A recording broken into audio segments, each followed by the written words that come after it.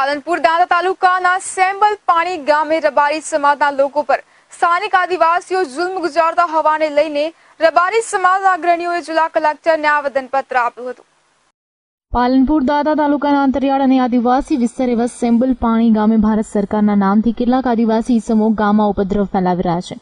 આ ઈસમો મંડળ બનાવી ગામના માલધારીઓ તથા જાહેર જનતાની માલમત્તા જમીન તથા પાક ઝૂંટવી લેવાની નક્સલી પ્રવૃત્તિ કરતા હોવાની રજૂઆત સાથે સેમ્બલ પાણી ગામના માલધારી સમાજના આગેવાને જિલ્લા કલેક્ટરને આવેદનપત્ર પાઠવ્યું હતું।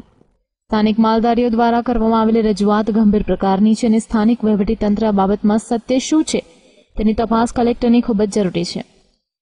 ત્યારે ભારત સરકાર એટલે કે ભારત સરકાર આવે કે કોઈ ગામમાં આવે, કોઈ લોકોને હેરાન કરતી કે ભાઈ ખેતરોમાં જાય, આ કબજો અમારો છે, કોઈ બેન જાય, કોઈ છોકરો જાય, મા બુન ગાળીઓ બોલે છે, વધારે બોલવાથી કહેવાય છે કે અમારી ભારત સરકાર છે। સરકાર એટલે કે કોઈને ભારત સરકાર તો આપણે એક જ છે, પણ આ બીજી સરકાર છે,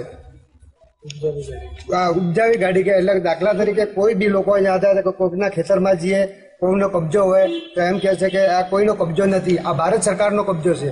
એના માટે અમે કંટાળી મજબૂરથી આદિવાસી એ નકલવાદી જેવું થઈ ગયું છે કે સરકાર તો એક જ છે પણ આ બીજી જ સરકાર છે, તો એમને કંટાળી અને અમારા મુસીબતથી, અમારા પરેશાન થવાથી, અમારા મજબૂરીમાંથી કલેક્ટર સાહેબથી અમારા રૂબરૂ મુલાકાત લેવા માટે અહીંયા પાલનપુરમાં પધારેલા છીએ। કયા લોકો છે જે હેરાન કરે છે?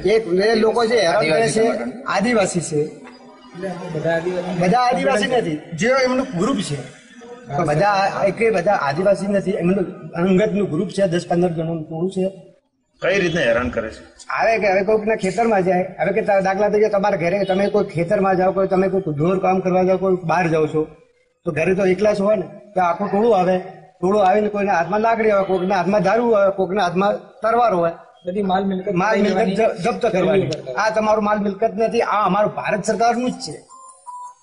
આ કોનું છે? આ ભારત સરકારનું છે। પૂછવા જઈએ એટલે એક જ ભૂલ કે અમારી ભારત સરકાર, કોઈની સરકાર નથી, અમારી ભારત સરકાર। નક્સલવાદી પ્રવૃત્તિ કરતા ઈસમો સામે કાર્યવાહી કરવા માટે આવેદનપત્ર આપવા માટે માલધારી સમાજ આવેલો છે। અમારા દાંતા તાલુકાના અંતરિયાળ ગામ સેમ્બલ પાણી ખાતે આદિવાસી વિસ્તાર છે, એમાં આદિવાસીઓ સાથે મોટા ભાગે રબારી કોમ્યુનિટી રહે છે અને આદિવાસી અને રબારીઓ આજથી વર્ષોથી ભાઈ રીતે રહેતા હતા, પરંતુ આદિવાસી ગામડાઓમાં રબારી અને આદિવાસી બે જે કોમ્યુનિટી છે એમાં આદિવાસીઓનું અમુક ગ્રુપ જે અમુક ભારત સરકારના નામે ઉપસેલું છે અને ભારત સરકાર આપણે બધું ભારતીય બંધારણના મુજબ સરકાર એક જ છે, પણ એ લોકો ભારત સરકારના સિમ્બોલ અને ભારત સરકારના નામથી અને ભારત સરકારના સિક્કાઓથી અને ખોટા સિક્કાઓ અને સ્ટેમ્પ બનાવીને લોકોને ભ્રમિત કરીને લોકોની માલ મત્તા મિલકત મકાન એનું ઘર બહાર પડાવી લેવાની પેરવીઓ કરી રહ્યા છે। એના આતંકથી લોકો ત્યાં ત્રાસી ગયા છે અને એ હાલમાં ઉગતું ડામવામાં આવે એવી અમારી બધી પ્રજાની અમારી માંગણી છે।